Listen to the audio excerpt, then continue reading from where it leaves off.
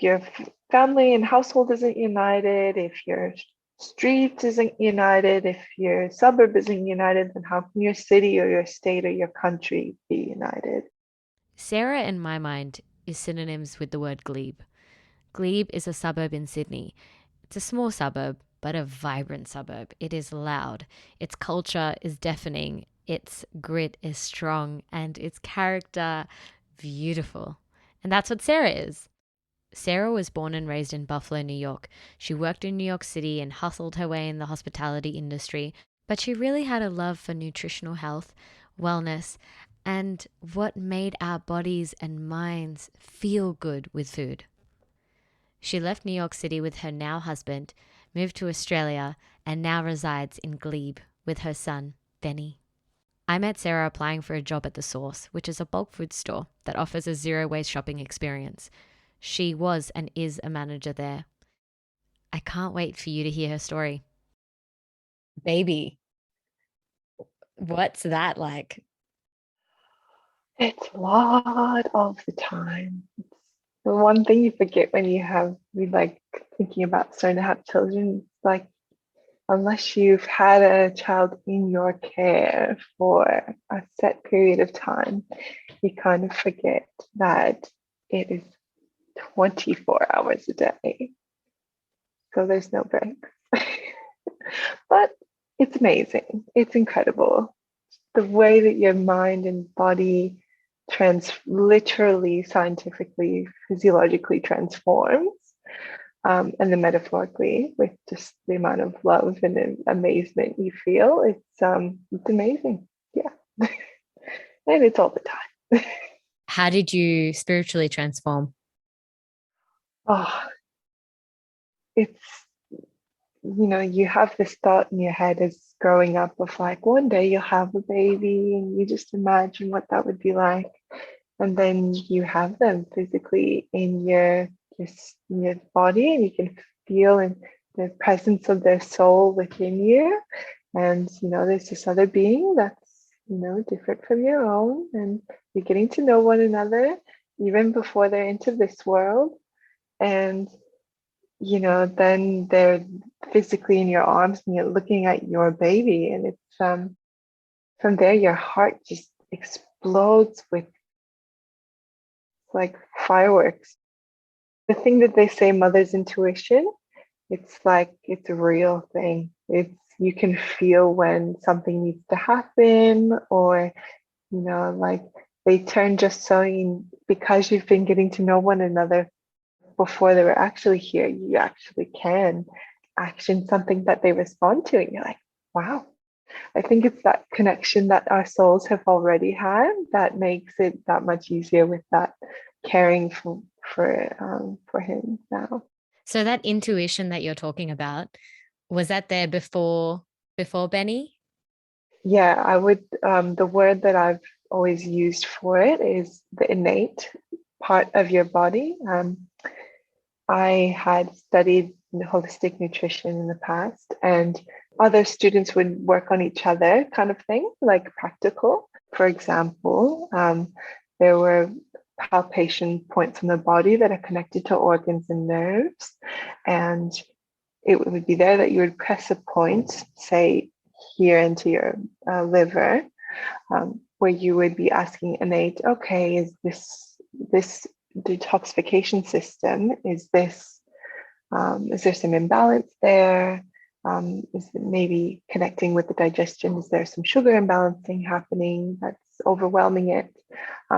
So you would do that test, and then you would then take food or water, salt, supplements, and put it onto the tongue, and then palpate the same points. And you would actually feel an improvement or a worsening of that point sensation. So for me, that was like the first, like, hello, welcome to your TED Talk on the innate system. And that's how I kind of just learned what it was. And then from there, as you go on through your day-to-day life, oh, I ate something funny. Oh, I can feel this part of my body reacting like this. Like, oh, those are also close to those innate those palpation points. And then you can kind of from there get more and more familiar connecting your body with your mind in that regard, connecting to that system on a more like day-to-day check-in rather than like a formal client-patient situation. When you realized that you wanted to get more into food from farm to table, could you explain just that moment where you realized that, okay, this is my path? After I had read my stack of books that I had after uni, everyone has one where they're like, I have to really study and focus on this right now, but let me put that interesting thing that I really want to spend my time on off to the side until I can. So I got through that stack of books, and it was a real like aha moment that everything felt clicking when I took my passions at the time, which was, okay, I want to help people, but I also love food and cooking. How do I put the two together to make some kind of life happen from that? And when I read, it was specifically In Defense of Food by Michael Pollan. After I had read those books and kind of the aha moment to the food industry as a whole and how our food is grown not so much always with the loving care that we imagine, but that more for companies to profit off of in the cheapest they can.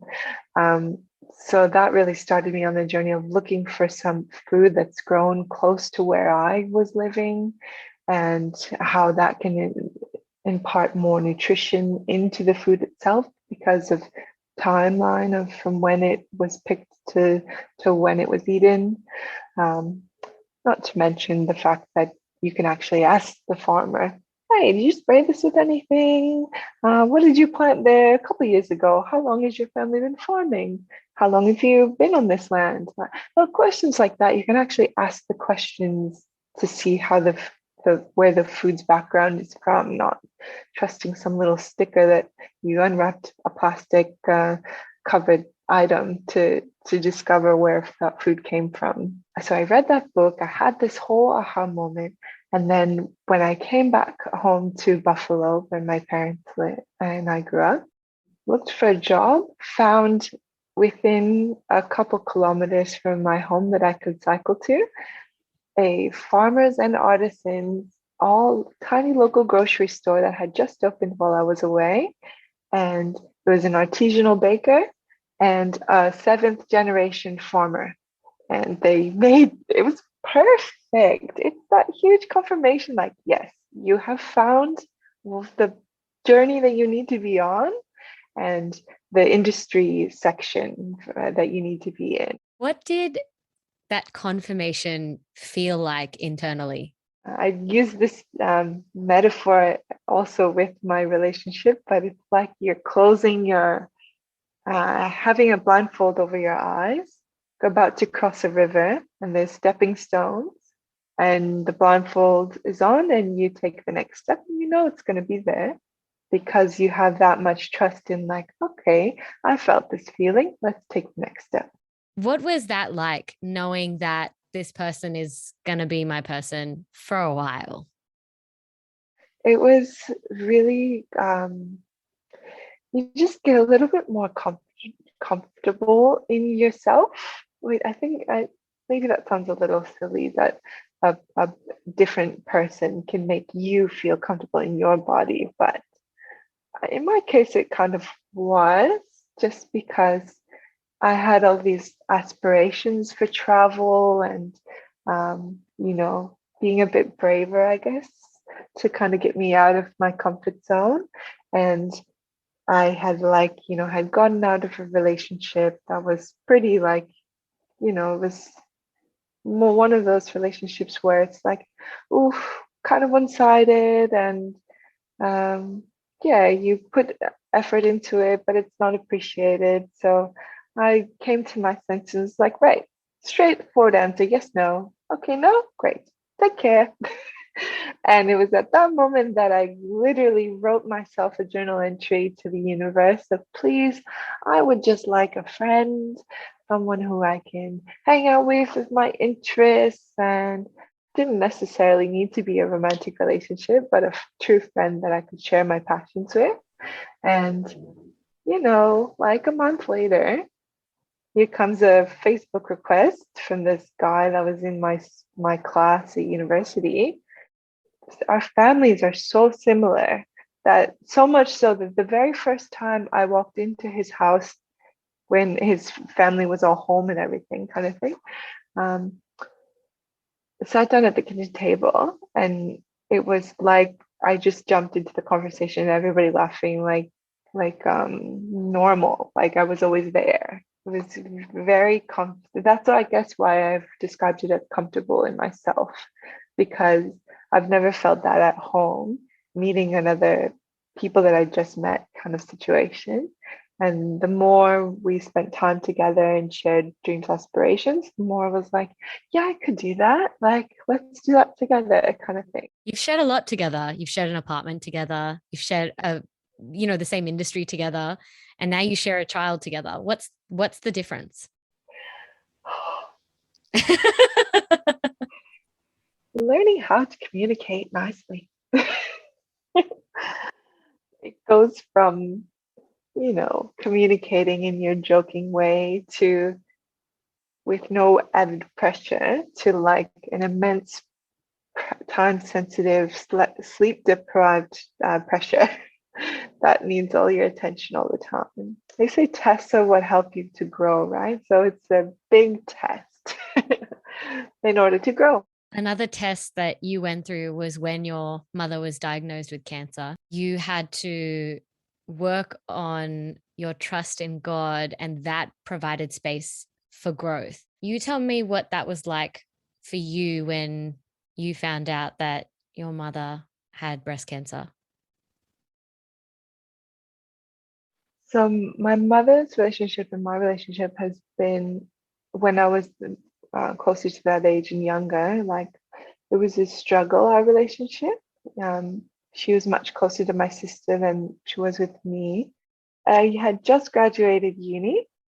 I had been home for an externship, and I had been at a crossroads where, okay, do I go back to where I was studying to try to make a life there, or should I stay around here to be around family?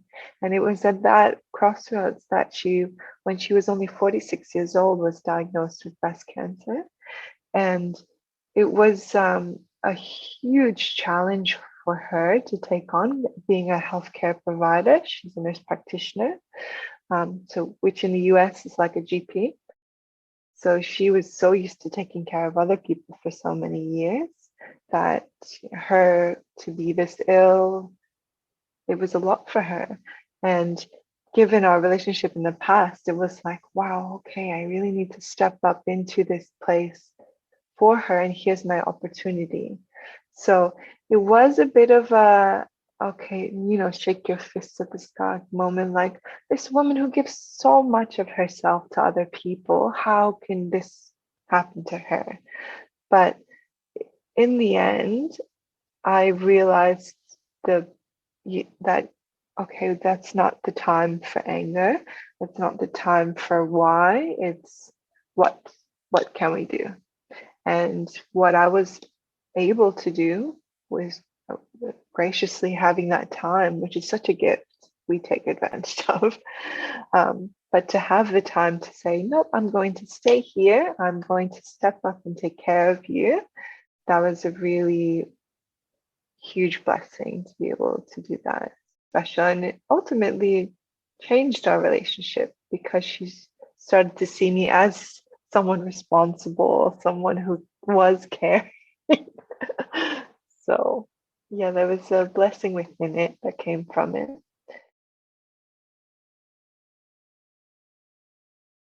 You spent a lot of time in New York City. You've worked there, you've hustled there. Yeah, hustle is the name of the game. Tell me more. Tell me more about that. So it's very competitive for jobs, for apartments, for everything. So wherever you can get an in, you use it. And that's your first thing to know about New York City. If you're ever going there, you Whatever leg up you can find, you use it. Even if it's a fib, you use it. Not terrible fib, but you know, like for example, where we found our apartment in Brooklyn, New York, it was a very Hasidic Jewish neighborhood, and my husband had grown up in Israel, even though he wasn't Jewish. Um, and he could speak Hebrew. So when we were looking for apartments and he was trying to get a better deal, let them know that they could trust him, even though we've never rented an apartment ourselves before. We were, how old were we? 22, 23 years old and applying for nice apartments. Like this had a washer and a dryer in the kitchen. It was gold. And so he just, switched on the charm, didn't say no to not being Jewish, just kept speaking Hebrew, and yeah, we got a good deal. Didn't need to have our parents sign, nothing. We can let the story kind of take its turn to help you, because otherwise you're gonna get stepped over. Do you recommend New York City? Such a unique culture that is such a standard within like the film industry and things that being there in it, it's something to experience, but not for too long. Too long, oh, rat race. You get worn down. How long is too long? I'd say even 2 years, that's good. 2 years is good. Longer than that, you start to take on the identity of other New Yorkers, which is the loving of the rat race and feeling fulfilled within the rat race. What's the biggest misconception Australians have about New York City? You can wear cute clothes wherever you go, and that you'll be happy and comfortable. I think that's pretty much probably the most biggest thing that I hear from Australians who are there is that, oh, I went in October to see the fall changes, or November just to see the lights, Rockefeller Center, that sort of thing. But then it started snowing, and then I had to walk 10 blocks because the subway was down for the 10th time that day because of little fires that take place with all the rubbish that falls in the subway tracks. And I couldn't get to where I was going, so I had to walk. And I was wearing these cute shoes, but it was snowing, so they got wet, and I was walking around wet and cold for hours. That's the kind of thing that people maybe don't realize about New York City, is that when you're there with all of the weather, you have to carry like 2 or 3 pairs of shoes. You have to have like maybe a change of pants. Like if you're trying to get somewhere, you better leave at least a minimum of an hour cushion to get there, because of, you can't just hop in a cab and get there quicker because of traffic. That probably caused my most stress, trying to get anywhere on time. And now you walk everywhere in Glebe.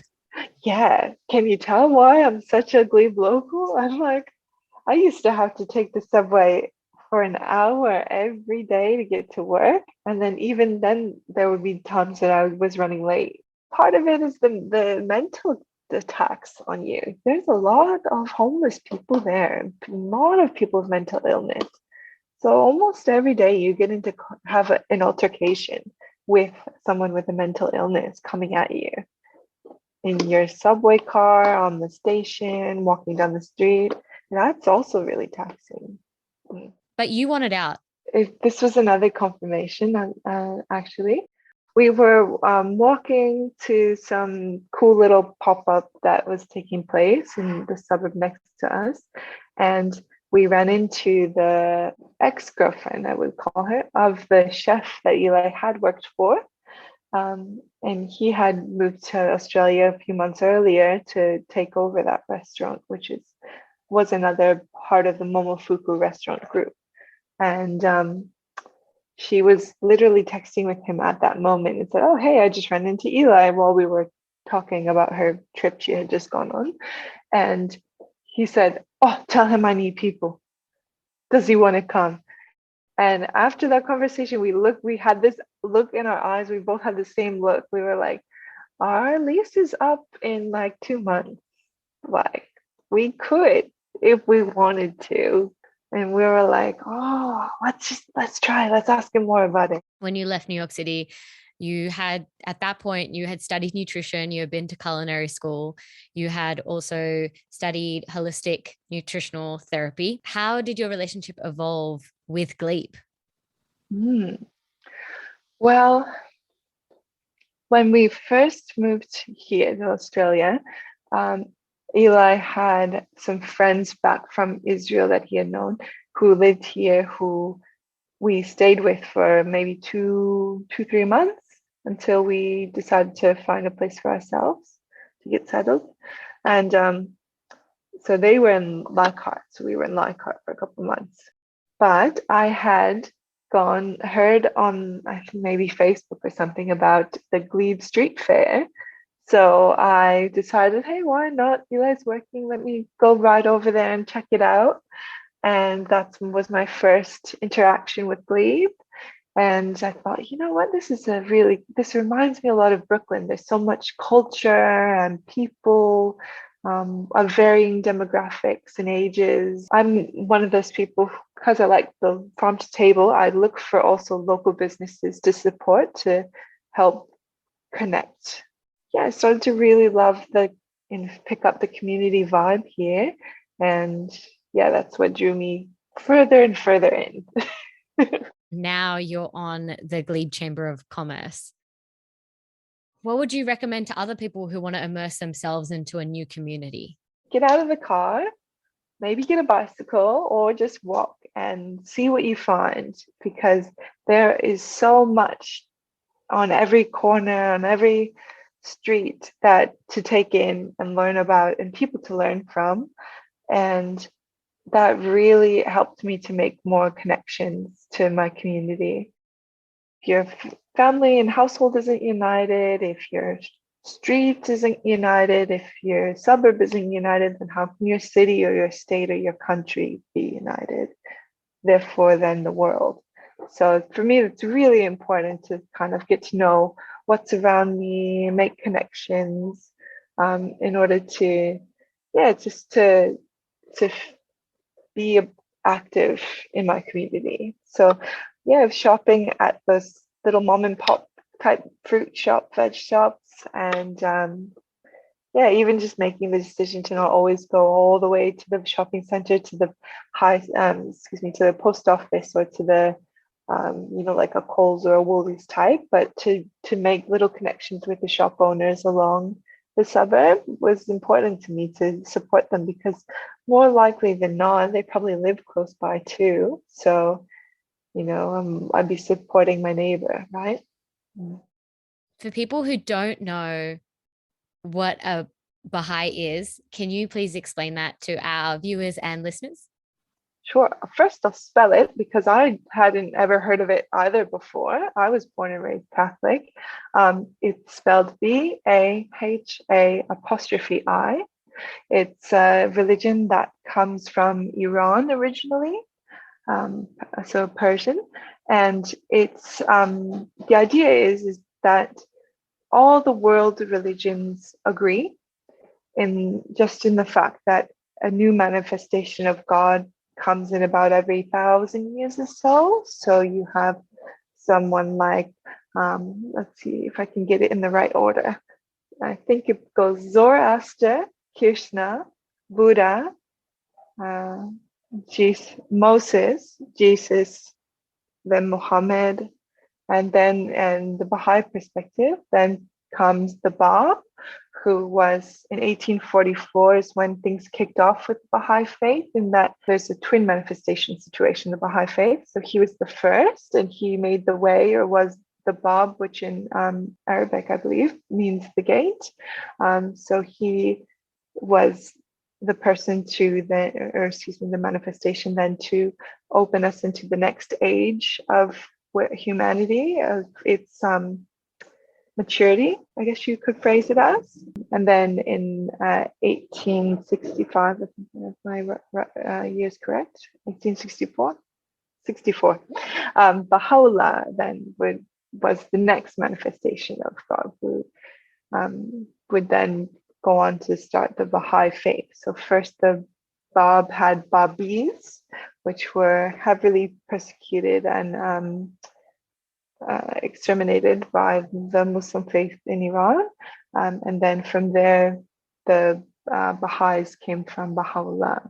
The principles of the faith are very all-encompassing in that it's about the unity of mankind. All the religions of the world agree.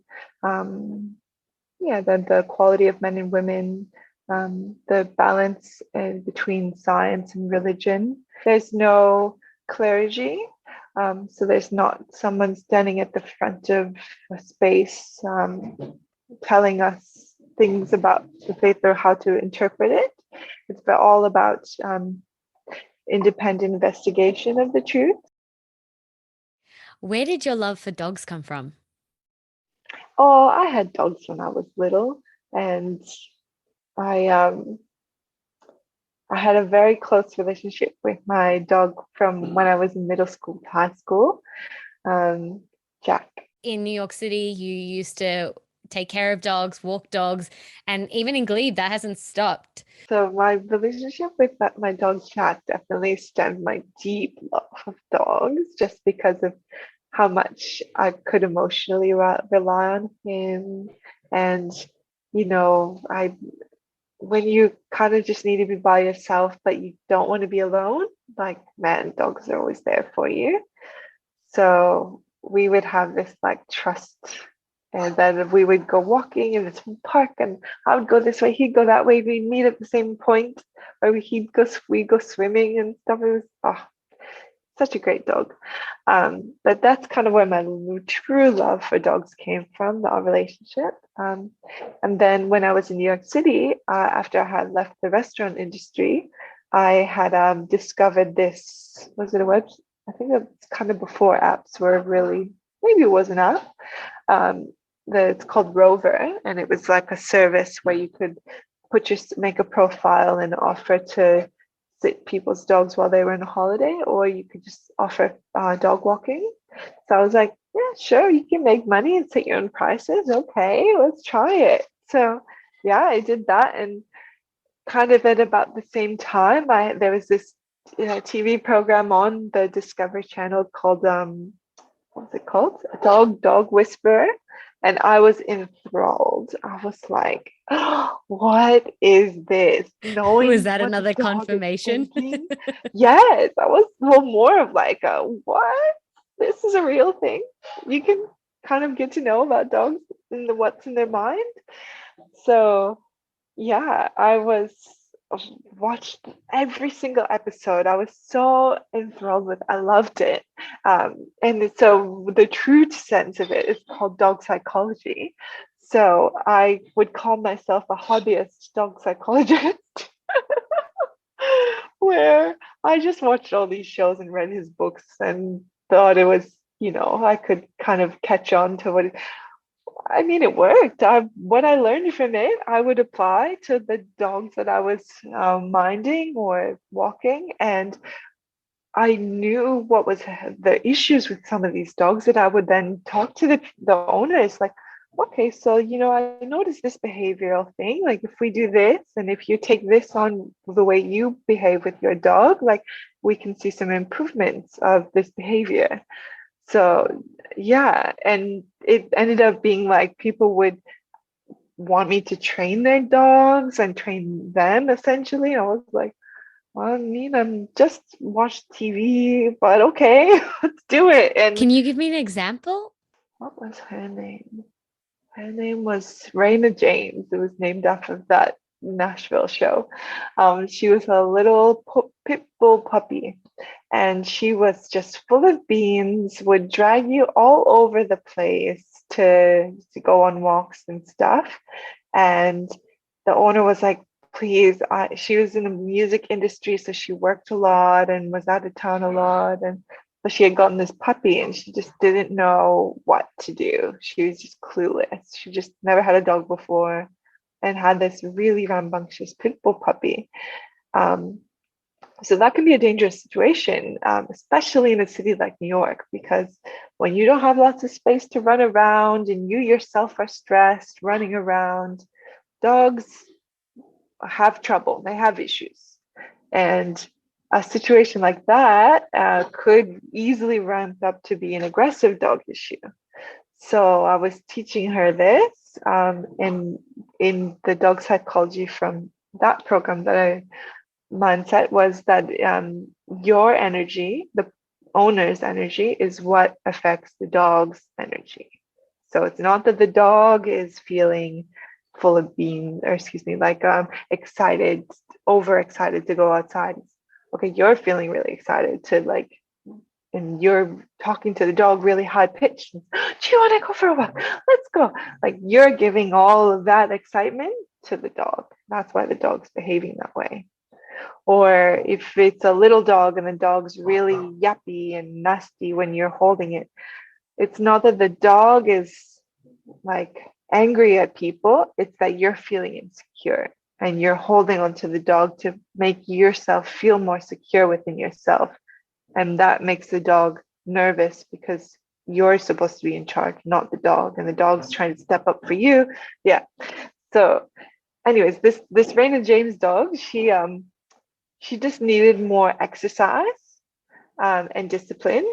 Having a calm, assertive energy is what's going to have the dog trust that you're in control and they don't need to be on the lookout for protecting your little pack as you go places. So, and then there's, in that dog's case, she needed so much extra exercise because she was like a growing puppy. Which staffies are so strong. I had this little doggy backpack thing that you would strap on, and I would put weights inside of her backpack to give her a job to do. So she's Oh like, my right, God. I feel this extra weight. What's this? We're starting our walk calm. Okay, my job is not to look for birds to bite or dogs to bark at and leap at. My job is to carry this backpack. So it gave her something to focus on while we were walking and was more weight, physical to give her more exercise as we exercised. So then she calmed down. I have never heard of that before. That is fascinating. No, isn't it? As soon as I found it, I love dogs so much that I was just like, what? You can help dogs like this? What are you most excited about? To continue experiencing this unfolding world of where we are in this time in history. I'm very excited to see where it goes from here because there's been lots of change and I'm praying that it's for the better for all peoples considered. So I'm excited to see what happens from here. What kind of world do you hope for Benny to live in? I hope it's a world where more people, what's the word I'm looking for? Release their prior learnings of the way things are.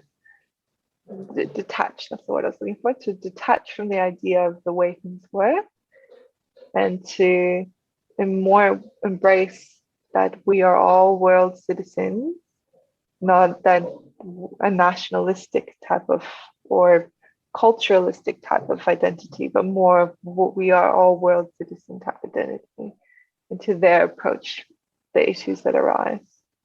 That's what I pray will happen. Sarah, thank you so much for coming on the show. Oh, thanks for having me. Congratulations. This is a wonderful initiative. What did you think of the episode? Let me know in the comment section below of our YouTube episode. You could also come on Instagram at I am Bunny Preet and leave a comment there as well. All right, bye for now.